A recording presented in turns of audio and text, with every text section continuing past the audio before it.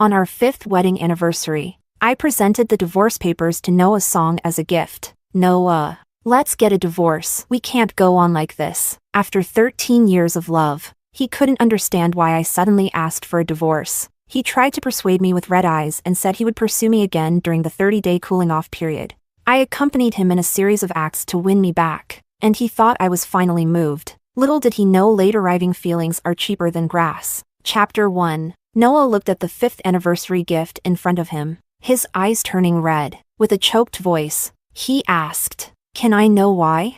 I opened my mouth, but fearing I would sound like a complaining wife as before, I just shook my head. There's a 30-day cooling-off period for divorce. Let's both calm down. Seeing that he was about to cry, I casually took 2 tissues and handed them over. Noah looked up at the tissues, childishly refusing to reach out.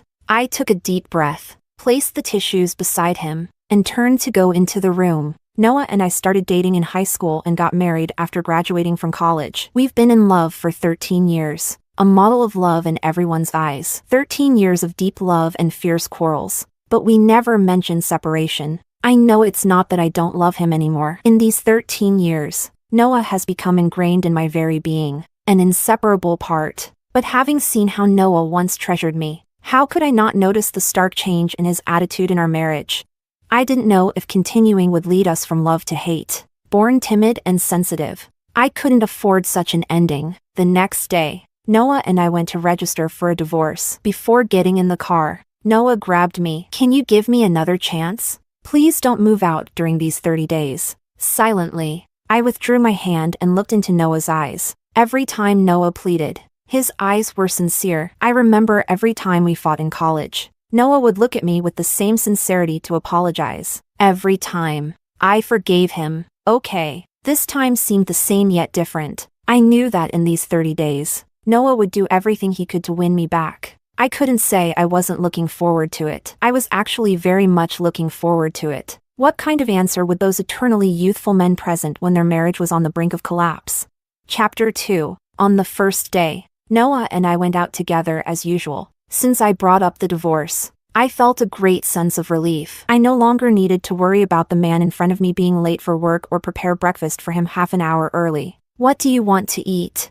Noah asked me as we stood in front of the breakfast stand, sunlight shining on the tip of his nose. Just like in our school days, he would smile every day while waiting for me at the school gate. In winter, he would thoughtfully prepare hot soy milk and buns. In summer, I could always drink the iced soy milk sold across the street from the school. Such scenes, I never saw again in the days that followed. Noah even forgot to ask me, "Do you want anything?" When ordering milk tea, he would order for himself, then look down at his phone and walk to a seat, leaving me in line behind him. Sometimes, it felt like we were strangers who just happened to be in the same milk tea shop. I stepped past Noah and said to the vendor, "A serving of rice noodles." "To go." "I don't have time. I need to go. Oh, by the way, I'm having dinner with Hetty tonight. Don't wait for me." The phrase "don't wait for me" was a joke. Since we got married, Noah had never waited for me. If I got home late, I would only see half-eaten leftovers in the takeout box. Although I didn't have much expectation for this, one can't expect someone to go hungry waiting. But back then, while walking by the West Lake, Noah would put his arm around my shoulder, kiss me, and make me laugh, saying, "Sana, we're going to have our own home soon. We'll cook and eat together. If you get off work late, I'll definitely make dinner and wait for you to come home to eat." At that time, I believed him. Later, when I no longer believed, I didn't really blame him. But why do promises that can't be kept always turn into sweet talk that leaves lingering thoughts? Suddenly, my hand was grabbed, and Noah looked at me with a face full of grievance. "I'm really going to be late. I don't understand. Why have you suddenly changed?" So it was me who had changed. I found it laughable yet couldn't explain. "Stop it. I'll be late for work. Do you have someone else?" At that moment, the world fell silent. I knew Noah had long wanted to ask this question. During the time we were preparing for the divorce, we hardly shared a bed. His voice carried a hint of pain, and his lowered head made him look pitiful. "No, Noah. You know, besides you, I've never loved anyone else." Chapter 3. I turned away and got into a cab while Noah stood there in shock. After dinner, Hetty and I had just stepped out of the restaurant when I saw Noah's car. Noah got out and waved at me from across the street. He was wearing the gray coat I gave him last year, with a white scarf covering the lower half of his face, revealing his handsome eyes. For a moment, it felt like I was back in college, and he was standing under my dormitory, bringing me the first milk tea of winter. Crossing the traffic, Noah jogged up to me. His cheeks and nose tip were slightly red, and the tear mole on his nose looked like it was stained with blood. His dark eyes had a hint of mist, and his dimples appeared faintly at the corners of his mouth. He took my hand and spoke playfully. "I knew you'd be here." This restaurant was one I had been talking about wanting to try 2 months ago, but Noah was busy on a business trip at that time, and later he forgot when he had free time. I never mentioned it again, so he forgot completely. Now, he remembered. Noah smiled and greeted Hetty, who tactfully left. I let Noah hold my hand, his hand not particularly warm. Most of the time, I was the one keeping his hands warm, but I really loved the coolness of his hands. Watching the man ahead of me, my nose tingled with a bit of sourness. In the car, I looked at Hetty's message on my phone, advising me to reconsider, and sighed deeply. Being misunderstood is the fate of people. What Hetty didn't know was that this was the only time in 2 years that Noah had come to pick me up. Even if I got a little tipsy at a dinner party, Noah would only arrange a reliable cab for me. But who can't call a cab?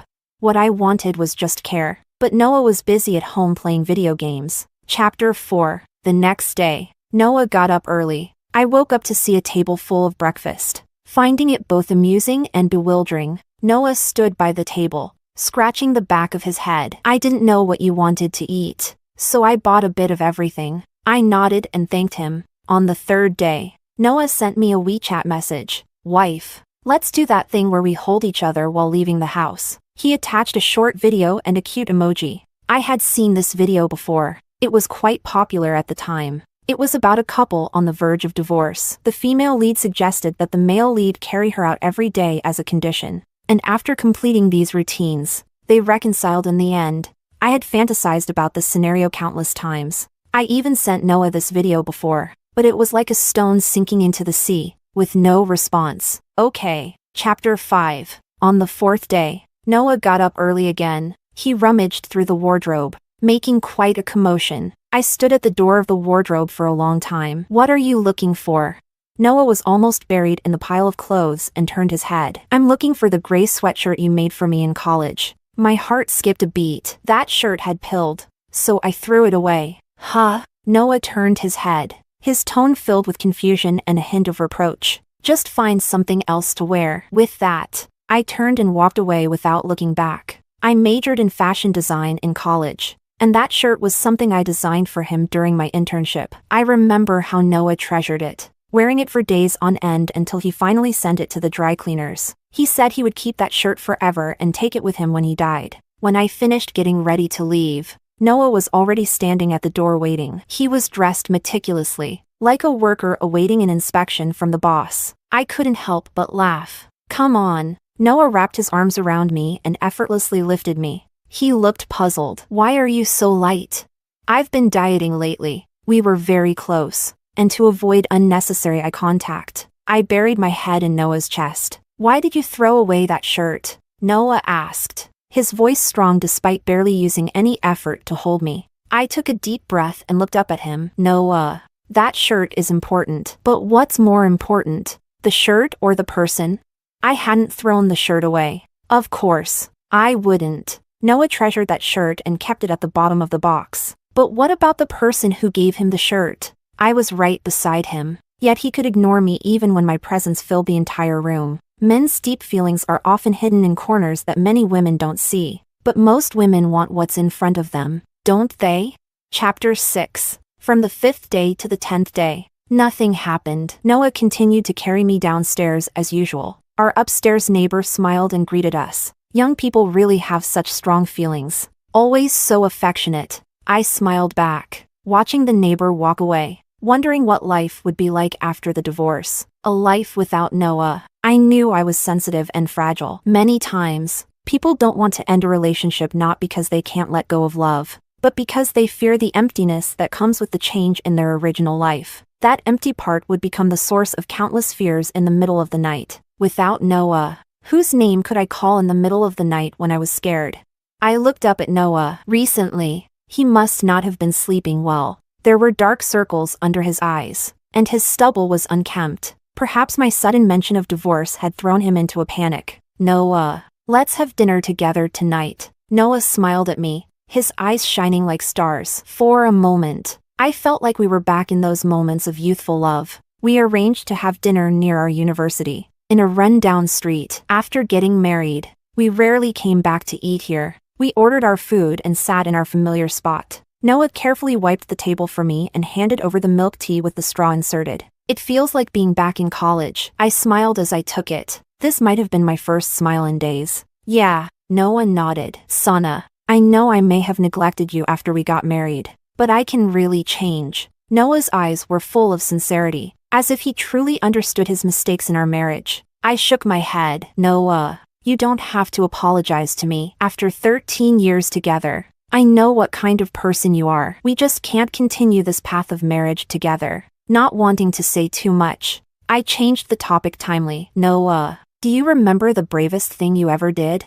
Standing up to my mom and insisting on marrying you? Does that count? It counts. I nodded with a smile, looking at the lean meatball in my hand. This lean meatball doesn't taste the same as it did in college. Things change, especially people, but some people never change. Like Noah's mother, who has always been strict with me. On the 11th day, Noah's mother came. Chapter 7. Noah's mother is the director of the middle school. Looking strict and meticulous, she has a strong desire to control Noah. When we graduated from college, Noah's mother didn't agree to our marriage. Noah, who had never gone against his mother's wishes, had his first argument with his parents because of me. At that time, he said, I'm determined to marry you. He also said, in this life, you're the only one for me. God knows how touched I was back then. I was so moved that I overlooked the rebellious nature in this man's character. Some people and some things become more uncontrollable the more you try to restrain them. Later, I realized that Noah's courage at that time was partly driven by a desire to challenge his mother's authority. There was some sincerity,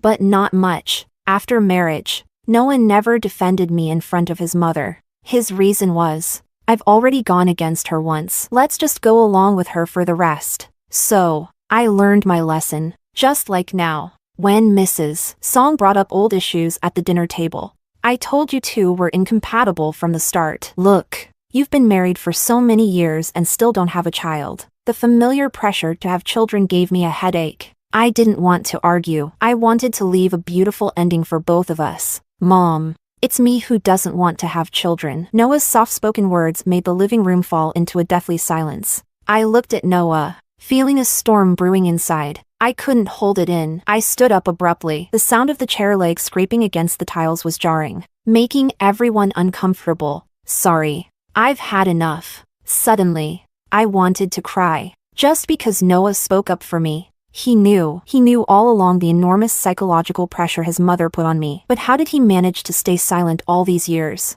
He watched me change from confident to timid under his mother's belittling. I couldn't help but wonder, how much could Noah really love me?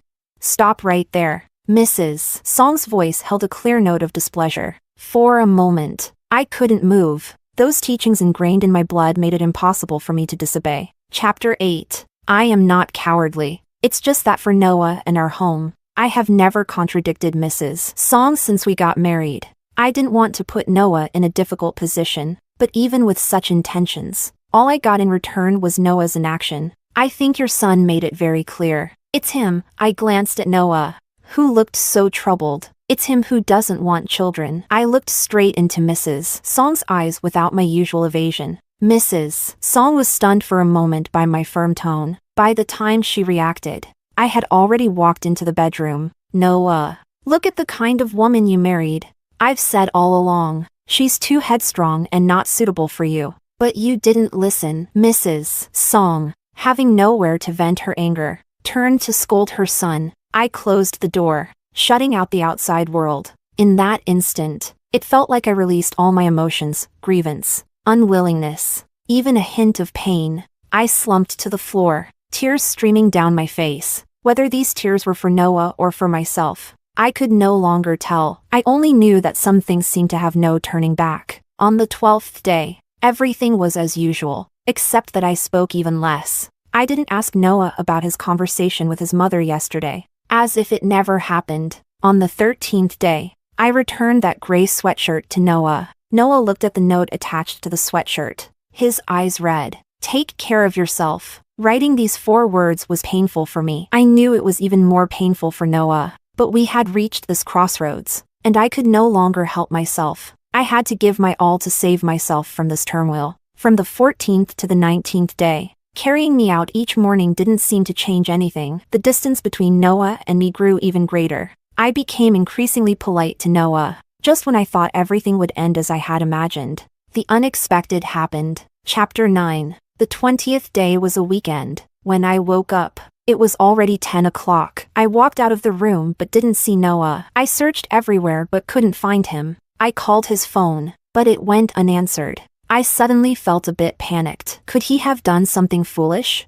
As I hesitated about whether to go out and look for him, my phone rang. Seeing his name on the screen, I felt relieved, composed myself, and answered the call. Sana. On the other end, Noah's voice was low and emotional, with a clear sobbing tone. My heart skipped a beat. What's wrong? I tried to keep my voice calm, but my clenched fists betrayed my anxiety. My mom, she was in a car accident. My heart sank, and I felt a shiver run through my body. I hung up the phone and rushed to the hospital. At the quiet entrance of the operating room, I saw Noah sitting on a bench from afar. The bench wasn't big, and his 182-meter frame was curled up there, looking especially desolate. He turned his head, and our eyes met. I walked up to him and asked, "How is she?"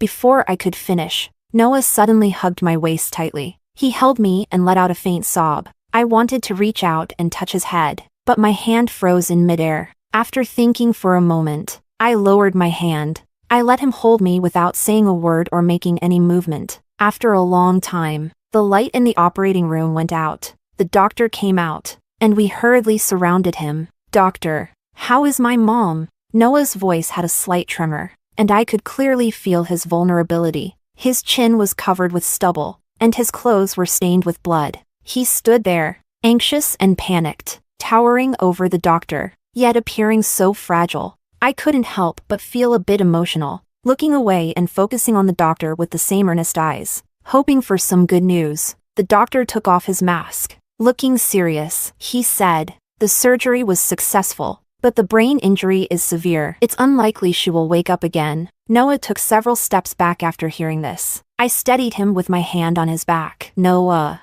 hold on." Noah's father was far away abroad and couldn't return anytime soon. Now, everything depended on Noah. Suddenly, I felt a bit of pity for him. He hugged me and cried. At that moment, he seemed as fragile as a child. Chapter 10. Mrs. Song was transferred to the ICU for intensive care. Noah and I spent our days shuttling between work, the hospital, and home, exhausted like dogs. The whole routine of carrying me out the door every day naturally stopped. The person Mrs. Song hit was still lying in the hospital and had not yet escaped danger. The other party had run a red light on an electric scooter, and Mrs. Song was deemed partially responsible for not observing her surroundings in time, with primary and secondary responsibilities still unresolved and Mrs. Song not yet awake. The situation became very tricky. The family of the injured person came to make trouble multiple times, leaving us even more exhausted. They keep coming to make trouble, and I can't avoid it. Doesn't your insurance company have any way to handle this? The primary and secondary responsibilities haven't even been determined yet. So who gave them the right to demand accountability?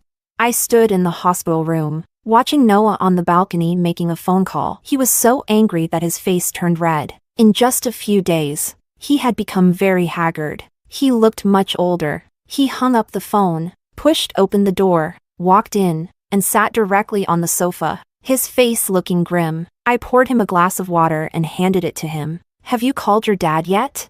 "Not yet. In such a big matter. Do you still plan not to face it?" A few years ago, Noah's parents divorced due to incompatible personalities. Noah never reconciled with his father, and I thought he would have already informed his father. Unexpectedly, he chose to avoid it once again. I'm not avoiding it. I just haven't figured out how to say it. Noah buried his head and irritably scratched his hair. In the past, I might have comforted him, but now, no words of comfort would come. Then I'll call. With that, I turned and reached into my bag to get my phone. Susanna, are you still thinking about the divorce? Are you just waiting for my dad to come back, arrange everything, and then divorce me? Noah's voice was loud, and when I turned around, I saw his furious expression. I frowned, glancing at Mrs. Song lying on the hospital bed. Her breathing was steady, with no reaction. If she were awake, she might have erupted on the spot. I said nothing, took my bag, and walked out of the hospital room, closing the door behind me. As the door shut, I saw Noah smash a glass beside him. It was clear he was very angry. Did I give him the wrong impression again? Had helping these days made him think I didn't want a divorce anymore? If so, that was indeed my mistake. I dialed Noah's father. Dad, Mom had a car accident and is in bad shape. The anxious voice on the other end of the phone instructed his assistant in fluent English. Book me a flight immediately, the fastest one. After hanging up, the distortion in my heart completely dissipated. I felt sorry for Noah and Mrs. Song's ordeal. I would bear my share of responsibility, but the matter of divorce would not change because of this. As I walked into the hospital corridor, I saw a crowd gathered at the door of Mrs. Song's room, crying and shouting, filling the entire ward area with noise. Fearing Noah couldn't handle it alone, I hurried over. Chapter 11. The intruders caused a huge commotion, and the doctors and nurses couldn't stop them. The injured man's wife led the group, crying and making a scene. Noah stood at the hospital room door, his face pale, arms spread out to block them. Seeing Noah standing firm and silent, someone in the crowd got angry and slapped him. What are you doing? I pushed through the crowd, trying to push them back. In the chaos, I saw a clear slap mark on Noah's right cheek. His skin was naturally pale, making the slap mark particularly noticeable. Who allowed you to hit him? I'm telling you, there are surveillance cameras in the hospital corridors. I'm calling the police now. This is intentional harm. I blocked the crowd and took out my phone to call the police. But before I could hold my phone steady, someone knocked it out of my hand. Now my husband is dead, and you still have the nerve to call the police? The woman in the white jacket glared at us with hatred, tears streaming down her face. Dead?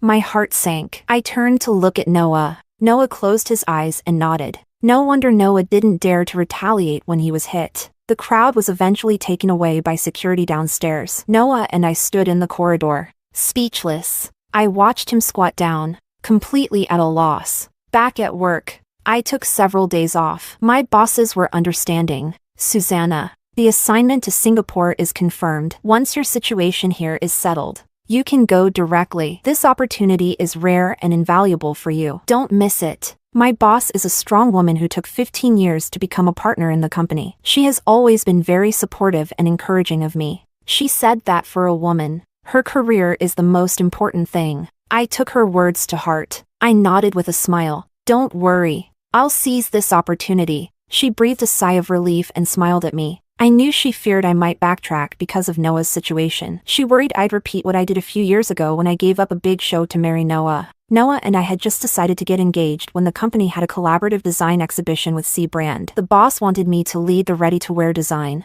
but the date clashed with my engagement. She suggested changing the engagement date, but after discussing with Noah, we refused. The designer who took over the ready-to-wear project later managed the entire US market, becoming a partner in the company. The boss has always regretted that decision, but I have no regrets. Given my mindset back then, I would have made the same choice no matter how many times I relived it. But now, I wouldn't make that choice. Some people love you, but only love you, not the outlet of your soul. That's Noah. Chapter 12. Since getting married, we had countless discussions about our career plans. Whenever he talked about what achievements he wanted to make, I always listened attentively and gave my sincere opinions. I expressed my full support for him. I even stayed up all night designing the logo and interactive interface for his app when he needed me. I once thought we were the strongest support for each other in our careers and lives, but gradually, I realized that it was only me. Later,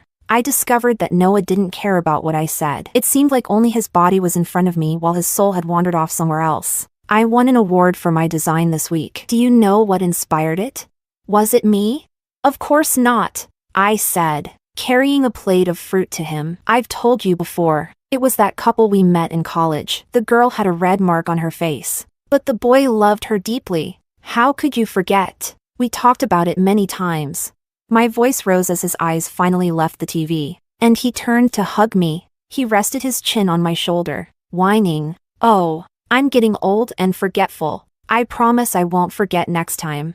I huffed. But in my heart, I had already forgiven him. In hindsight, I should have realized how dismissive Noah's words were. But a woman deeply in love can be surprisingly magnanimous. Using my saintly heart, I tolerated his repeated neglect and hurt. I even comforted myself when he didn't offer any words of solace. When did I finally see Noah's true nature?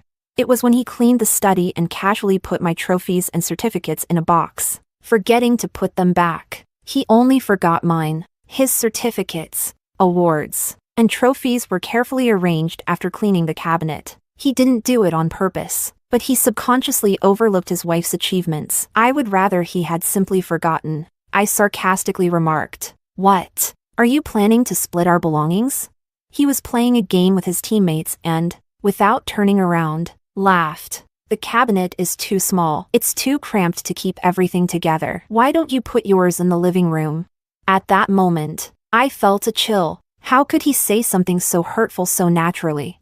I talked to him about it multiple times, about how he didn't care about my career or anything in my life. But each time, he would start whining, apologizing, and making promises. It felt like punching a pillow, a sense of powerlessness gradually filling my chest. One day, by chance, I saw his chat interface on his phone. My voice message, which lasted a few seconds, was marked as unread, and his generic replies with emojis and canned responses had always fooled me. Scrolling through his phone, I realized he had been doing this for a long time. Turns out, I was the only clown all along. In marriage, it's not the quarrels or disagreements that are most frightening. It's when one party wants to resolve and communicate, but the other never connects. Your words are always muted, or it's like playing the lute to a cow. That moment truly chilled my heart. In the days that followed, I gradually reduced our heart-to-heart talks. Noah continued on his way, never noticing, but from that time on,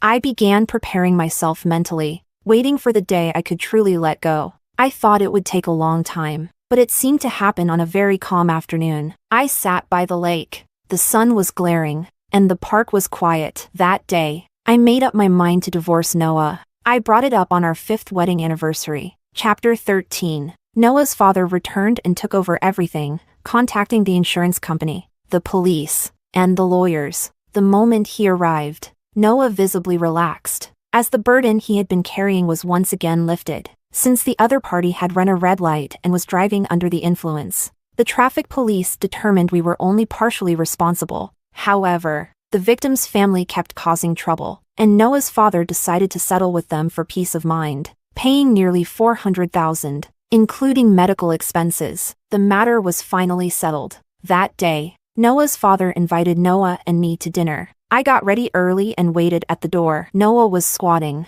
tying his shoelaces, and couldn't stand up straight for a long time. I knew Noah didn't want to go. I couldn't help but roll my eyes and urge him impatiently. "Noah, hurry up." How did I ever find his little evasions and delays cute? I must have been out of my mind, blinded by love. Before entering the restaurant, Noah tugged at my sleeve. "Sana, please don't tell my dad about the divorce, okay? He has the right to know." I walked into the restaurant without looking back. During the meal, Noah's father talked about the recent events and his plans. If I remember correctly, Sana mentioned during the new year that she would be getting promoted in the next 2 years. "Don't worry. I'll return to take care of Noah's mother. It won't affect either of your careers. You're getting promoted in the next 2 years?" Noah looked up in surprise from the table. Noah's father paused while serving me food. Seeing this, I quickly held out my bowl. "Thank you, Dad. You see, some people remember things, and some forget." Noah, who should have been the one to remember these things about me, was the most inattentive. But it's okay. I no longer have any expectations of him. No expectations. No hurt. I understand this principle well. "Dad, I have something to tell you." As soon as I said this, Noah looked up at me, His eyes filled with pleading and a hint of anger. Dad, Noah and I are getting a divorce. As soon as the words left my mouth, Noah stood up abruptly, the chair legs scraping the tiles with a sharp noise. I instinctively frowned. Susanna, what the hell is wrong with you? I've tried so hard to keep you. What more do you want from me?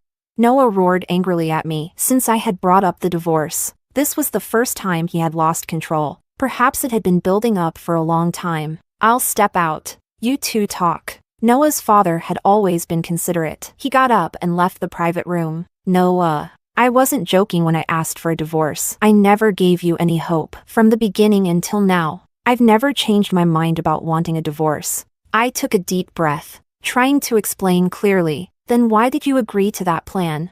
Would you have given up if I hadn't? You wouldn't. Noah, you don't understand me. Nor do you understand yourself. You think you've done enough in this marriage. You think I'm just whining. And you even think I'm playing hard to get. How could I not understand you? Noah moved past the table and sat next to me, holding my hand. Sana, we've been together for 13 years. 13 years. How could I not understand you? Sana, tell me what I did wrong, and I'll change, okay? Looking at his red eyes, my nose tingled with a slight sourness. I withdrew my hand. Noah, do you know I won first prize in the design competition last year? Do you know what my drawings were at the beginning of the year? Did you ever truly see or listen to the joy I shared with you?